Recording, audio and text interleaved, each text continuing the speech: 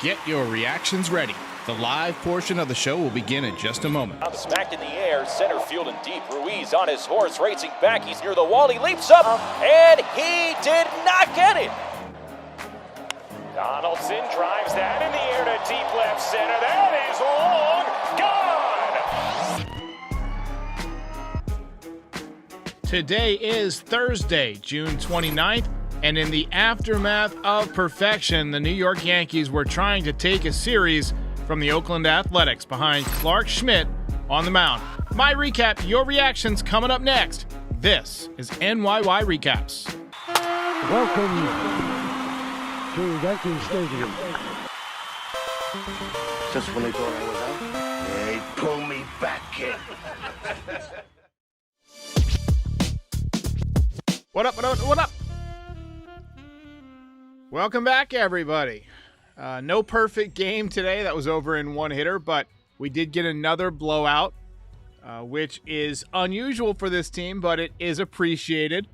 I didn't want anything stressful today.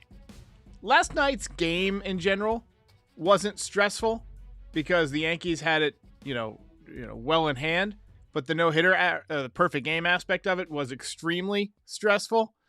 And, it's funny. I didn't drink anything last night, but all day long I felt like I had a hangover. I felt like I just used up every ounce of energy in me. Now, I guess some of it was probably sleep deprivation, and I'm sure some of you had that today and they were just dragging at work. I was awake till about 2 a.m.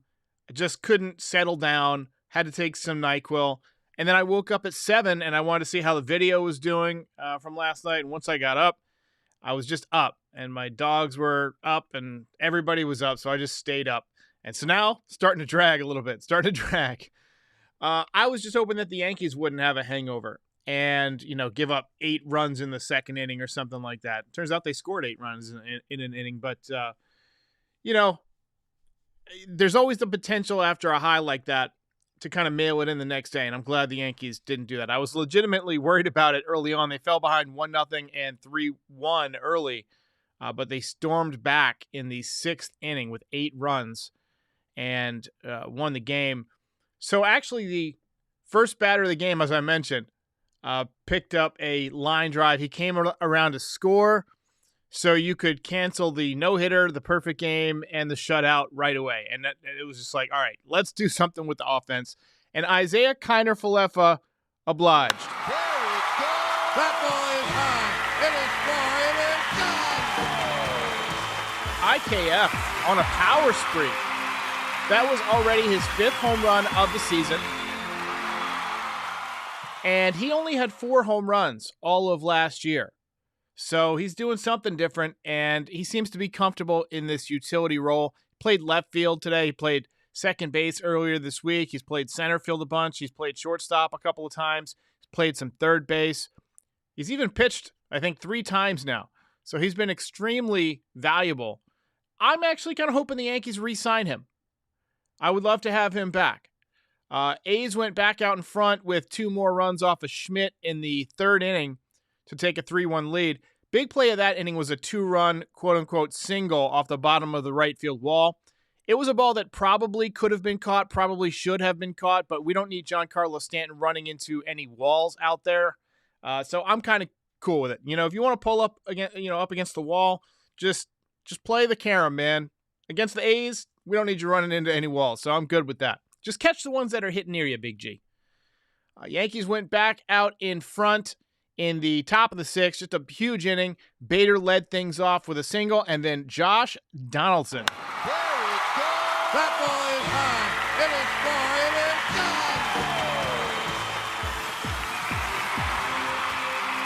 gone. 474 feet.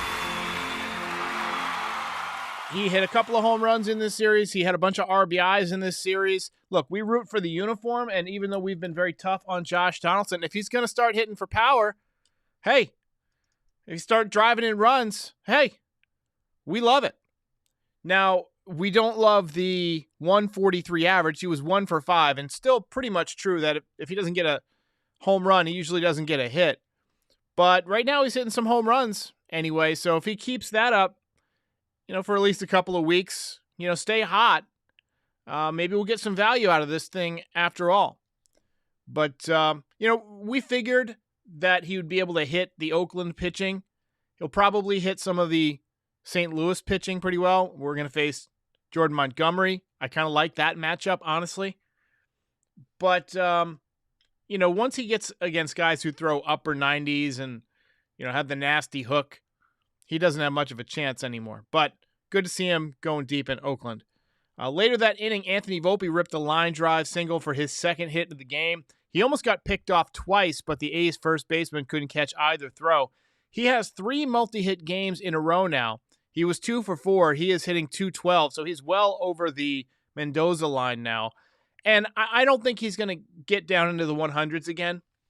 We said early on, talk to us in July. How's he doing in July?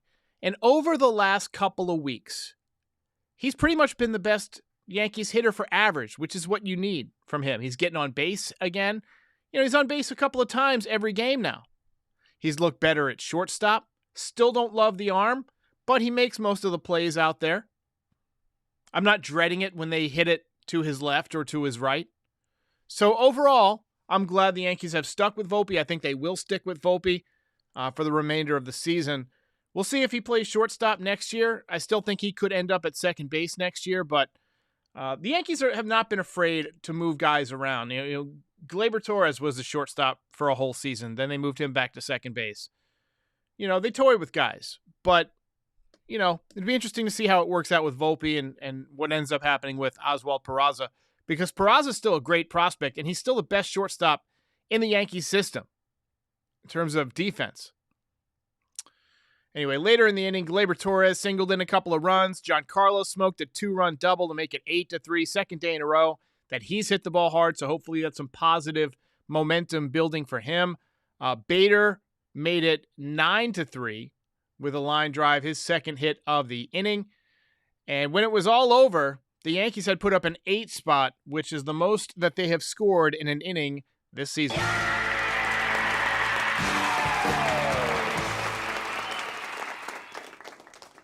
Aaron says, IKF needs to get re-signed to a solid bench contract. I love what he's doing this year. And Steve Maynard says, chicken parm for everybody. Love it. For Clark Schmidt, let's talk about Clark Schmidt. He was done after 5 1/3 innings. That seems to be about his limit, no matter who he's pitching against. Final line was 5 1/3 innings, 5 hits, 3 runs, 3 walks, 3 strikeouts. Couple of the internet, StatCast obsessed kind of people got into an argument with me last week about Clark Schmidt because, you hear how much Clark Schmidt's stuff plus is impressing everybody and what the metrics say about Clark Schmidt. But my point is this. Every time he pitches, you got to get a lot of outs out of the bullpen. He can't go through the lineup a third time. So I think he's more suited to the bullpen, right? I mean, I get over several starts, he's had one of the lowest ERAs in the league, but he never goes 6 innings almost ever. And if he does, he gets hit. So, after Domingo threw the perfect game last night, with Carlos Rodon coming back next week, by the way, Baba Booey. I think that Clark Schmidt's the guy that's going to go back to the bullpen. And I actually think with all the experience that he got as a starter, having to work through the lineup a couple of times, he might be a little bit more prepared to pitch higher leverage innings. But I still think middle relief for him, 5th, 6th innings, I think he would be an excellent bridge guy on those days where you don't get, very much out of your starters. But hopefully the rotation is building to the point where it's going to be extremely formidable. Now we just need the offense to follow suit. Obviously, the A's don't have a ton of pitching, but the Yankees need to hit like this against some of the better, teams in the league. Don't know if it's feasible. Got to get Stanton going. Got to keep Donaldson going. Got to get some other guys hitting. Good that Volpe's hitting again. Yankees hang on to win in relatively easy fashion. Should mention Ian Hamilton came in and pitched an inning. Did not allow a run. And the Yankees take 2 out of 3. Ball game over. Yankees win. Yankees win.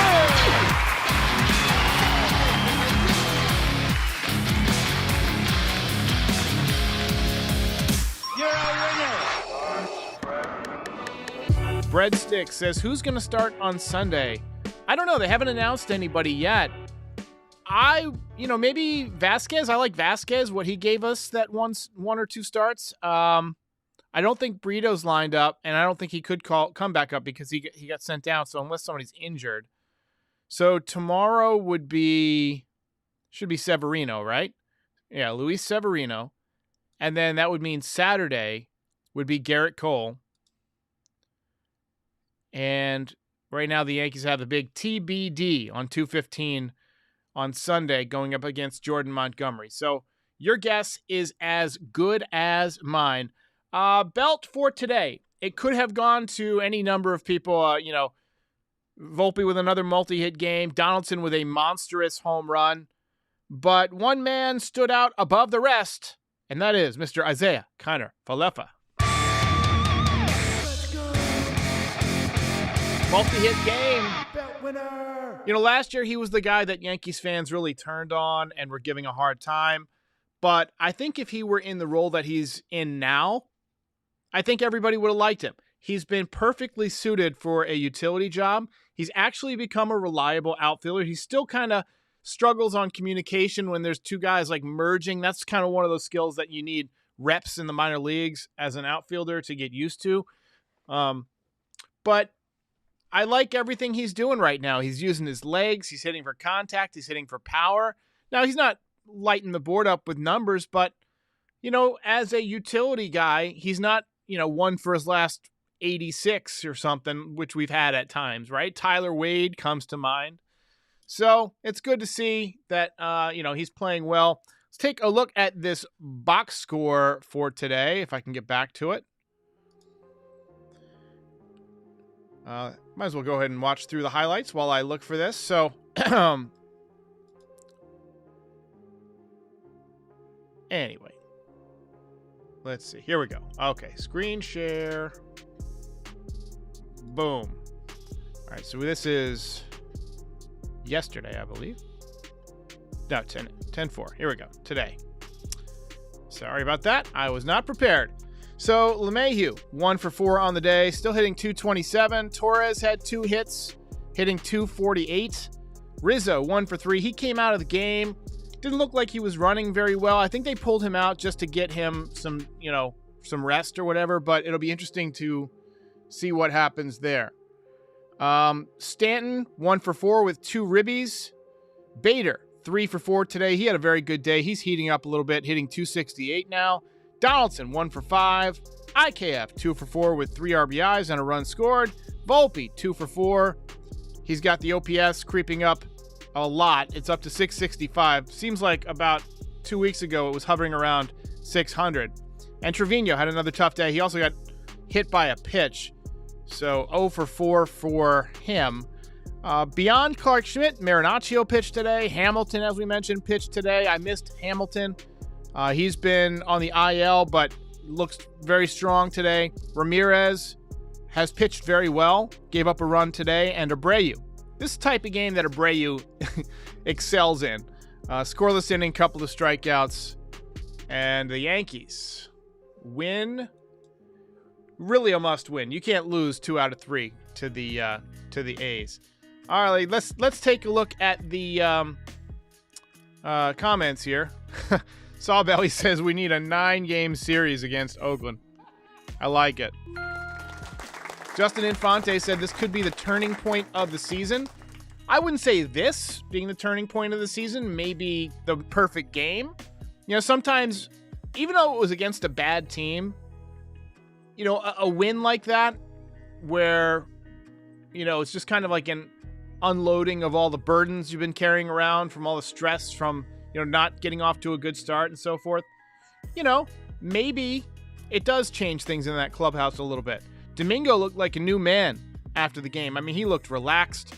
He had been, the last 2 times out he had been pummeled, and he just didn't look comfortable on the bench when they would show him. He was just kind of, looked like he was lost in his own thoughts. But yesterday it was like he exorcised those demons. So, Sweet Baby Jesus says, chicken parm for everybody. I would love some chicken parm. So Tabor Talk says the ball went 472. First thing I saw was 474 from Goodman. So I'll defer to you guys. But either way, 470 plus, you're talking about a long, long home run. Spencer Gugesberg says, do the Yankees have a chance of getting Soto? I mean, do they have a chance? Maybe 1 in 100. You know, I wouldn't think that it's a very good chance. Right now, the Yankees need more than Juan Soto. They need a couple of good, like, established veteran bats that can step in. I still, even though you just won 2 out of 3 from Oakland, and you'll probably win 2 out of 3 from the Cardinals, let's not forget, this team has really struggled offensively. This month without Judge, they've been, basically the bottom of baseball in almost every category. And you still got very few hitters hitting over 250. Today, Rizzo, and let's see, who else was in the lineup over 250? Bader. Rizzo and Bader were the only hitters in the lineup today hitting over 250. Rizzo, 269, and Bader, 268. Now, McKinney, 276, but he doesn't have enough at-bats to qualify. And IKF and Torres are hovering just below 250. You got to have somebody other than Judge who can get in there and hit 300. Get a lot of hits. That's what DJ LeMahieu was supposed to be, but over the last couple of years, he's just completely fallen apart. And that's just time. Catching up. Dandy says, Volpe is real good in all departments. Absolutely, hey. I wholeheartedly agree. And Richard says, would Soto be cheaper than last year? Yeah, he would be cheaper because he's a free agent. I don't think it's this year. Maybe, I think it's next year. But he's got less control than he had last year. And control is what GMs look for. That's what they want to trade for. But I agree he would be a great left-handed bat. But I don't think he's the guy that solves the problem. And you don't want to empty out the farm to get him. Game over, man. Game over. Perfect Chicken says, I am so excited for Rodon. I think he's going to be amazing. Absolutely, hey. I agree. I want to see what the velocity is like. Most impressive. I want to see what the command is like. Now, he's throwing strikes in the minor leagues, but with a chronic back issue, what's his flexibility going to be like? What's his extension going to be like? All those little things that, the StatCast people, this is where they'll come in handy. What's his spin rate going to be like compared to last year? What's his release extension going to be like compared to the last couple of years? When he's on, he just doesn't give up a lot of hits. He's like every pitcher that pitches against the Yankees, quite frankly, other than the A's pitching staff. He just doesn't give up a lot of hits, and he gets a lot of strikeouts. So he will help, but the Yankees got to put some runs on the board, and we need somebody to step up because Judge sounds like still going to be out at least several more weeks. I'd be surprised if we see him before August. So, but the Yankees have a series coming up against the Cardinals. They should be able to win that series. Cardinals are struggling. Yankees swinging the bats a little bit better. I will catch you after the game tomorrow night. Good night. Ball game over.